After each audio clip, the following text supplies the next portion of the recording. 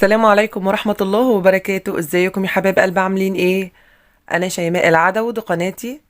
احنا ان شاء الله النهاردة هنعمل مع بعض البيتي فور بطريقة سهلة وبسيطة جدا، وزي ما احنا متعودين بنعمل كل حاجة بطريقة اكبر المحلات. هقولك كل الاخطاء اللي ممكن تقع فيها وانت بتعملي البيتي فور، وفي نفس الوقت ازاي برضو تعالجيها. يعني الطريقة غير معقدة خالص، حتى لو اول مرة تعملي بيتي فور هينجح معاك ان شاء الله من اول مرة. وده بسبب يا جماعة ان المقادير مظبوطة بالملي وبالجرام. وطبعا كلنا عارفين البيتي فور عبارة عن مدارس. في مدارس بتقولك افصلي الصفار عن البياض، وفي مدارس بتقولك حط البيضة كاملة، وفي مدارس يحطوا صفار البيض مع بياض البيض. احنا ان شاء الله النهاردة جوه الفيديو هنعرف امتى نستخدم صفار البيض، وامتى نستخدم بياض البيض، وامتى برضو نستخدم جزء من ده على جزء من ده، والنتيجة هتبقى ايه. زي ما انتم شايفين ما شاء الله البيتي فور بيتكلم عن نفسه. البيتي فور يا جماعة مش محتاج كلام خالص، وهنزوقه مع بعض النهاردة بالطريقة اللي انتوا شايفينها الجميلة دي، بطريقة أكبر المحلات. والمقادير بإذن الله هسيبها لكم تحت في صندوق الوصف بالجرامات وبالكوباية. وحابة أقول لكم إن المدرسة اللي هنشتغل بقى البيتي فور النهاردة إن شاء الله هيطلع معاكي هش ودايب كده وناعم نعومية رهيبة. يا ريت بقى كل اللي حابب يكمل معانا الطريقة والفيديو يا ريت ما تنسوش اللايك والشير والاشتراك في القناة، وأهم حاجة تفعلوا زر الجرس على كلمة الكل علشان توصلكوا كل إشعاراتنا بكل فيديو جديد هننزله إن شاء الله. ودلوقتي بقى يلا بينا نسمي ونصلي على الرسول عليه أفضل الصلاة والسلام ونبدأ في الطريقة. ودلوقتي بقى معنا أول حاجة في المقادير، معانا كده كوبايتين من الزبدة، منهم كوباية ممسوحة كده ومليانة على الآخر، والكوباية التانية ناقصة نص عقلة كده من صباعك. وده علشان احنا محتاجين كده 375 جرام من الزبدة. ولو انت حابة في الخطوة دي تستخدمي كده خليط من السمنة على زبدة عادي جدا بنفس المقدار، ولو حابة تستخدمي الخليط كله سمنة برضو هتستخدمي كده سمنة بنفس المقدار. هتسيحي السمنة وتحطيها كده في الكوبايات وتحطيها كده شوية في الفريزر أو التلاجة. اما بالنسبه للزبده يا جماعه، انا بالنسبه لي طلعتها كده من التلاجة شويه، خدت درجه حراره الغرفه، وبعد كده كبستها كده جوه الكوبايات ومسحت الكوبايه. سهل جدا وهي بدرجه حراره الغرفه ان انت تكبسيها كده في الكوبايه، تكبسيها او تضغطيها كده جوه الكوبايه، ما تخليش فراغات خالص في الكوبايه علشان المقدار يطلع معاكي مظبوط. زي ما انتم شايفين كده انا بفضي الزبده كده من الكوبايات، والزبده في المرحله دي بتبقى ساقعه. تقدري بقى تستخدمي الزبده ساقعه والسمنه ساقعه، اهم حاجه ان السمنه والزبده تبقى متماسكه بالشكل اللي انتوا شايفينه دوت، بس في نفس الوقت برضو مش متماسكه لدرجه ان هي تكسر ايد المضرب. انت بقى في الخطوه دي تقدري تشتغلي يا اما بايديك يا اما بالمضرب الكهربائي يا اما بالمضرب اليدوي. اهم حاجه في المرحله دي ان انا عايزه الزبده كده لونها يفتح معايا وفي نفس الوقت تنفش معايا شويه. وده علشان يا جماعه البيتي فور ما بنحطش عليه بيكنج باودر. الخطوه دي مهمه جدا جدا، لازم تعمليها باتقان علشان خاطر البيتي فور ينفش معاكي من غير اي حاجه خالص. وطبعا في الخطوه دي ممكن حد يسال ازاي ما بنضيفش بيكنج باودر على البيتي فور. حابه اقول لكم على معلومه للي ما يعرفهاش، ان البيتي فور والغريبه يا جماعه من نوامي العيد ما بنضيفش عليهم بيكنج باودر، لان لو ضفتي بيكنج باودر هيقلبوا معاكي بسكوت على طول. احنا بنعتمد على البيض اللي احنا بنحطه، وفي نفس الوقت ضربه السمنه او الزبده في المرحله دي. ودلوقتي بقى ركزوا معايا، بعد ما الزبده فتحت معايا كده بالمنظر دوت هبتدي بقى اضيف السكر. لازم نحط سكر مطحون يا جماعه. وزي ما انتم ملاحظين انا كنت ماليه الكوبايه كده بشكل هرمي. ويا ريت يا جماعه لو انتوا هتعايروا بالكوبايات تعايروا بنفس الكوبايه، يعني ما تغيريش الكوبايه اللي هتعايري بيها السكر هي اللي هتعايري بيها الزبده هي اللي هتعايري بيها كل حاجه. ووزن السكر اللي كان موجود في الكوبايه يا جماعه وزنه كده 160 جرام. ولما تيجي تعبي السكر عبيه كده بالمعلقه، مش تتدخلي بايديكي خالص، لا تهزي الكوبايه ولا تضغطيها، بس املي الكوبايه كده بشكل هرمي. يعني هي عباره عن كوبايه ممسوحه وعليها كده حوالي معلقه ونص كده كبيره من السكر. وبعد ما ضربت السكر والزبده في المرحله دي وما خليتش السكر ليه اي ملمس نهائيا في الخليط، هبتدي بقى اضيف البيض. معايا كده 3 بيضات بدرجه حراره الغرفه. ركزوا معايا بقى في الخطوه دي. هضيف اول بيضه كده زي ما انتم شايفين بحالها، يعني على بعضيها كده الصفار مع البياض. يعني ايه؟ يعني هنحط البيضه الاولانيه بحالها كده زي ما انتم شايفين، والبيضتين التانيين هنفصل الصفار عن البياض. يعني كل اللي احنا محتاجينه من البيضتين دول ان احنا ناخد الصفار بتاعهم بس. وزي ما انت شايفه كده بتجيبي طبق فاضي وبتبتدي ان انت بقى تكسري البيضه كده، وتبتدي بقى كده تبدليها من القشره دي للقشره دي بحيث ان البياض ينزل تحت والصفار يدنوا معاكي. ودلوقتي بقى انا ضفت كده الصفار بعد ما فصلته عن البياض على الخليط زي ما انتم شايفين وضربته. ولازم تنزلي البيض بالتدريج، ما ينفعش تنزلي كله مره واحده. احنا كل اللي محتاجينه في الطريقه النهارده نضيف بيضه كامله وعليهم صفار بيضتين. وده الصفار التاني اهوت، ببتدي ان انا افصل الصفار عن البياض بنفس الطريقه ديت. وفي طريقه تانية لو انت حابه تفصلي الصفار عن البياض، ان انت بقى تروحي طقه البيضه كده او كسرها على كف ايديكي وهو مفتوح، وبعد كده بقى تحطي الطبق تحت ايديكي، هيروح البياض نازل لوحده كده لتحت، والصفار هيدنوا على كف ايديكي من فوق، يعني بمعنى اصح البياض ينزل كده من بين صوابعك. دلوقتي بقى زي ما انتم شايفين انا هبتدي بقى اشيل البياض ده انا مش محتاجاه، بياض البيضتين اللي احنا حطيناهم احنا مش محتاجينهم، يعني مش هنضيفهم على الطريقه خالص. دلوقتي بقى انا ضفت كده نص معلقه صغيره من الفانيليا، وحطيت رشه صغيره كده من الملح، وهبتدي بقى اضرب الخليط تاني كده علشان كله يندمج مع بعضه. بس زي ما احنا قلنا كده ما ينفعش ننزل البيض كله مره واحده، نزليه بنفس الطريقه اللي احنا نزلناه بيها كده، وده علشان الخليط ما يفصلش معاكي. ودلوقتي بقى زي ما انتم ملاحظين هنيجي بقى لمرحله اضافه الدقيق. معايا كده نص كيلو من الدقيق او الطحين، او 4 كوبايات ونص من نفس حجم الكوبايه اللي احنا عيرنا بقى كل المقادير. زي ما انتم ملاحظين كده هناخد من نص كيلو دقيق هناخد منه 4 معالق كبار كده مليانين بشكل هرمي، هنركنهم على جنب ودلوقتي هقول لكم ليه. دلوقتي بقى زي ما انتم ملاحظين هضيف باقي الدقيق ده، باقي النص كيلو كده اللي احنا خدنا منه 4 معالق، هضيفه كده على الخليط كله، وهبتدي بقى اقلبه كده زي ما انتم شايفين بسباتيولا بقى وبايديكي كده. اهم حاجه ان انت ما تخليش بقى العجينه فيها اي دقيق من تحت خالص، يعني تقلبي كده من فوق لتحت وتتاكدي ان مفيش اي ذرات من الدقيق في البوله من تحت. وفي الخطوه دي العجينه هتكون لسه طريه وبتلزق ومحتاجه دقيق، بس احنا هنعمل الخطوه دي كده بالمنظر دوت علشان خاطر نفصل العجينه نصين، ونقدر بقى ان احنا نضيف الكاكاو على ناحيه ونكمل بقيه العجينه التانيه بالدقيق. ودلوقتي هنشوف ازاي. انا دلوقتي بعد ما حطيت باقي النص كيلو دقيق اللي احنا واخدين منه 4 معالق وقلبته كده مع الخليط وسويته كده بالمنظر اللي انتوا شايفينه دوت. اهم حاجه ان انا اسويه كويس عشان لما اجي اقسمه يتقسم معايا مظبوط. وبعد ما بقسم العجينه كده نصين هجيب بقى طبق تاني كده وهبتدي اخد فيه نص العجينه، وده علشان اخلي فيه عجينه كده بالفانيليا وعجينه بطعم الكاكاو. طيب افرض انا حابه ان انا اخلي العجينه كلها بيضه، ساعتها بقى هتضيف النص كيلو دي كله مره واحده كده ومش هتحتاجي اي حاجه خالص بعد كده. انما انت بقى لو محتاجه ان انت تفصلي نص العجينه كده وتخلي نصها بالكاكاو ونصها بالفانيليا، لازم تمشي بنفس الخطوات. هتشيلي 4 معالق دقيق الاول من نص كيلو، وبعد كده بقى تقلبي العجينه وهتروحي بقى قسمها نصين بالمنظر دوت. نصين العجينه هنا في المرحله دي يا جماعه كل نص من دول عباره عن 520 جرام، علشان كده انا فضيت العجينه التانيه ببوله تانيه كده علشان اقدر اوزن لكم العجينه. وطبعا مش شرط ان انت توزنيها، بس انا حابه ان انا ابقى دقيقه مع كل الناس اللي بيحبوا يعملوا كل حاجه بالميزان. دلوقتي بقى زي ما انتم شايفين هاجي بقى على النص الاولاني واضيف عليه معلقتين كبار كده من الدقيق او الطحين مليانين بشكل هرمي، زي ما شلناهم زي ما هنحطهم، معلقتين كبار بس. هيبقى كده عندنا كده معلقتين كبار هنركنهم على جنب علشان احنا مش محتاجينهم. هنحط بدلهم ايه بقى على العجينه التانيه؟ هنحط كده بدلهم معلقتين كبار من الكاكاو المر الخام الغير محلى. مركزين معايا؟ احنا جينا كده على النص الاولاني وخدنا من ال4 معالق دي اللي احنا شلناهم معلقتين كده على عجينه الفانيليا، والمعلقتين التانيين احنا مش محتاجينهم خالص، هنشيلهم ونحط مكانهم بقى ايه على العجينه التانيه؟ هنحط معلقتين كبار من الكاكاو المر الخام الغير محلى. طب معلقتين الكاكاو دول وزنهم قد ايه؟ وزنهم كده 30 جرام، يعني معلقتين الكاكاو هيبقوا بنفس حجم المعلقتين اللي احنا شلناهم من الطريقه خالص. مركزين معايا؟ هاجي بقى على العجينه الاولانيه كده واقلبها لغايه لما كل الخليط يمتزج مع بعضه. ودلوقتي برضه هوريكم قوام العجينه بيبقى عامل ازاي. انا كده خلصت عجينه الفانيليا وهبتدي بقى اقلب عجينه الكاكاو. واخدين بالكم معايا يا جماعه؟ احنا كده كل اللي خدناه من نص كيلو دقيق معلقتين كبار من الدقيق او الطحين، وحطينا مكانهم كده على العجينه دي معلقتين كبار من الكاكاو. يبقى احنا معلقتين الدقيق اللي احنا شلناهم دول مش هنضيفهم خالص على الوصفه. هبتدي بقى اقلب عجينه الكاكاو كده لغايه لما كله يمتزج مع بعضه، وهبتدي بقى اسوي العجينه. دلوقتي بقى حابه اوريكم بقى القوام بتاع عجينه الفانيليا بيبقى عامل ازاي وعجينه الكاكاو بيبقى عامل ازاي. العجينه طبعا بتلزق كده معايا سنه بسيطه، بس طبعا ما بتلزقش في ايديا او تشبط في ايديا.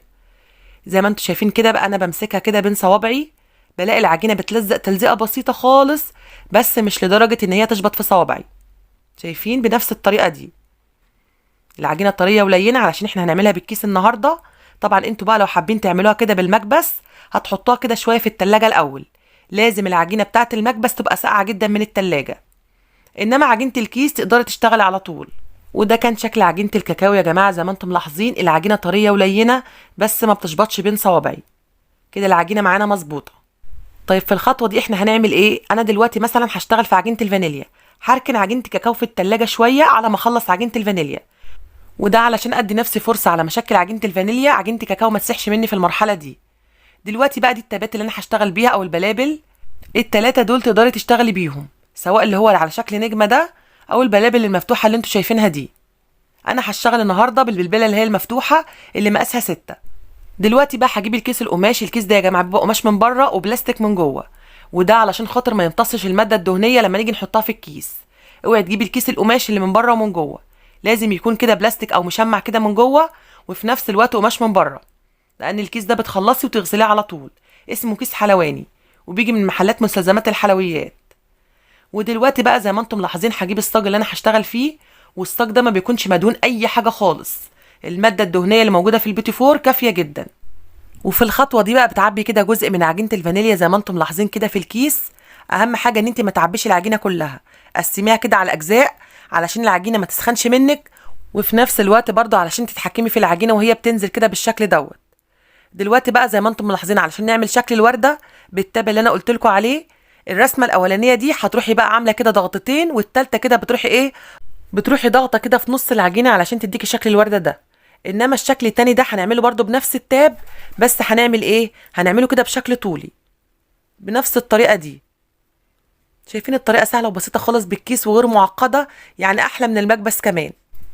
اهم حاجه بس وانتي بتشكلي تسيبي مسافه كده بين كل واحده والتانيه، وده علشان العجينه طبعا بتريح سنه بسيطه كده في الفرن، انما ما بتفرش معانا.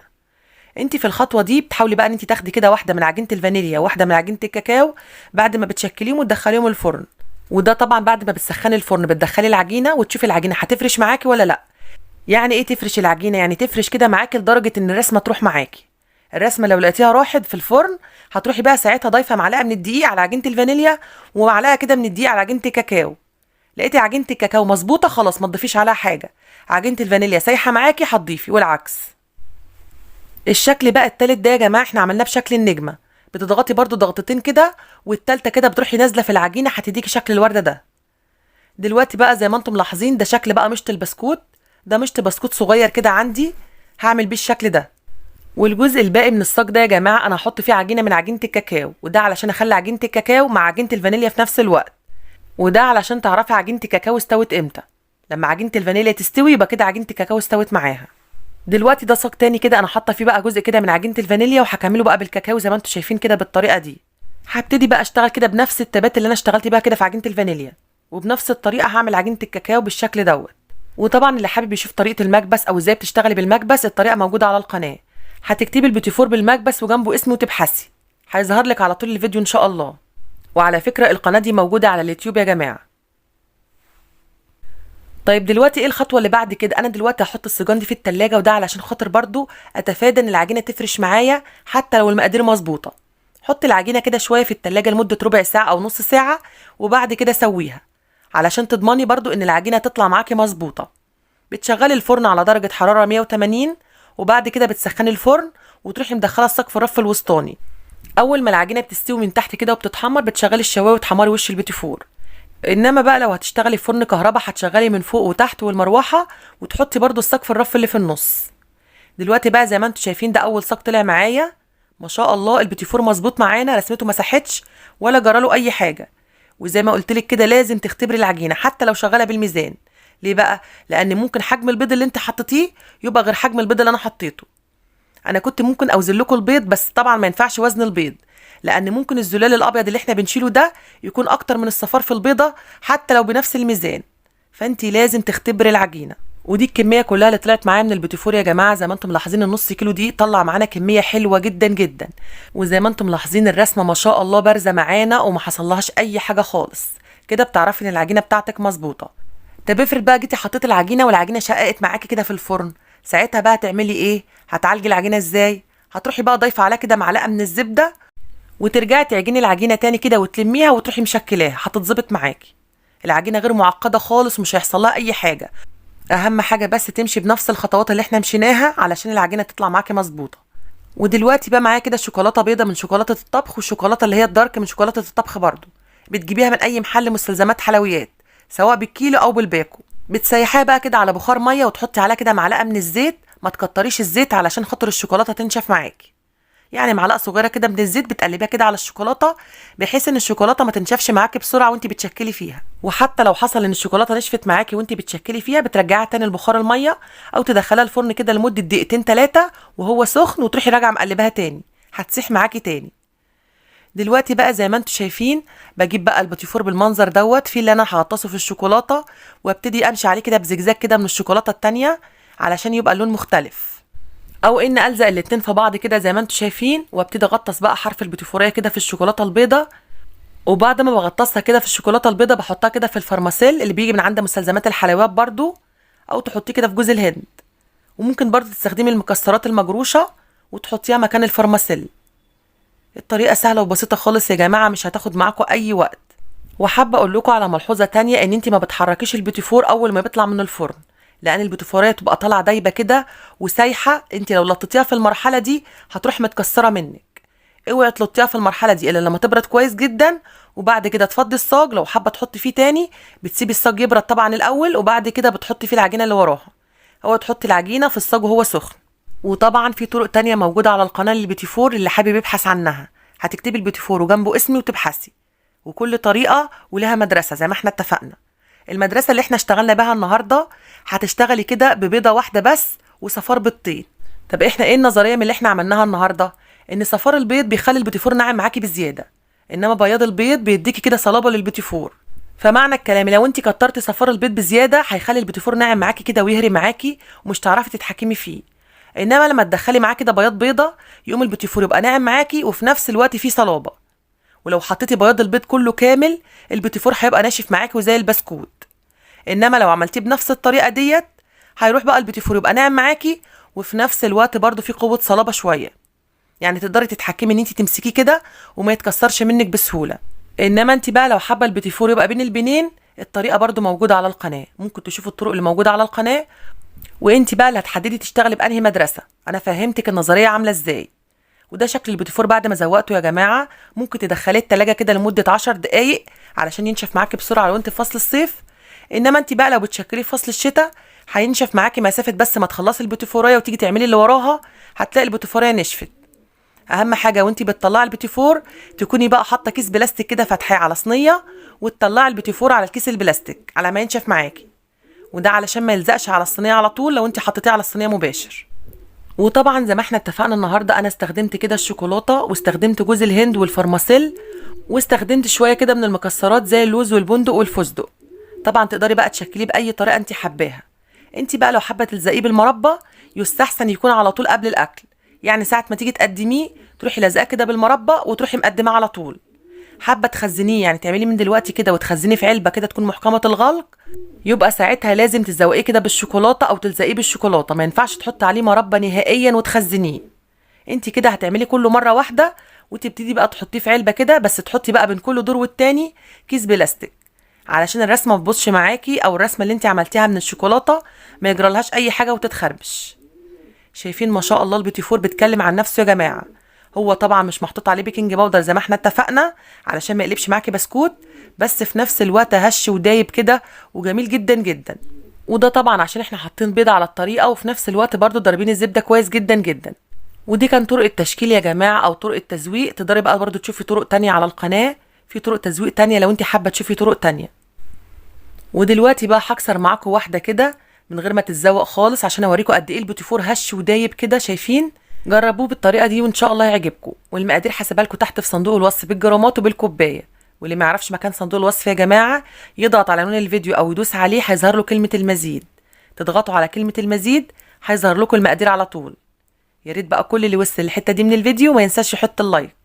واللي اول مره يشوف القناه وعجبته القناه وحابب يشترك فيها اكيد يشرفنا اشتراكه. بس ما ينساش يفعل زر الجرس على كلمه الكل علشان توصلوا اشعاراتنا بكل فيديو جديد هننزله ان شاء الله. اترككم في رعايه الله وامنه. دمتم سالمين، والسلام عليكم ورحمه الله وبركاته.